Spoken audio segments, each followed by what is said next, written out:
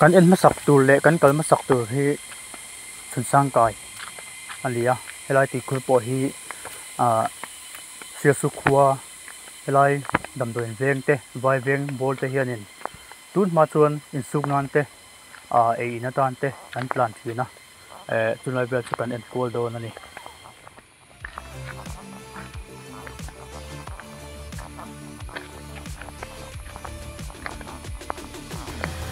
helam a hin kan chu thlanga helai mun hi kan no pan lai chuan tui choi kong te le kan lam wa kong te sawa kan ve na kong te ania tun ma chuan helai kong hi ti hian step an thiam ngai lem na wa tuna chuan hei avon ban nen cement an lo chung thapar par to maya anuam to le ani amar chu hei fur lai an boka athim em ngot maya amun kan thleng thadon ngai to helai mun a hian dei thang tun ma chi su khuwa helai veng borina an tui chan thin kan kal do na tun ma chuan in helai kong hi heti hin cement alom lo lei vek khani lei char lung char khani thi pin kan phura athenin ti ko na tenan kota ha sak thai em ani kan thleng tha trep chuan in helai kong hi ni kum atang khanin kumin kum ti lampang ti bon ning chu village council lamin kong hi an siam tha hei von ban len tok mai nan siam thatwa kal nuam to sai sai khop mai halai atui khu kong tak chu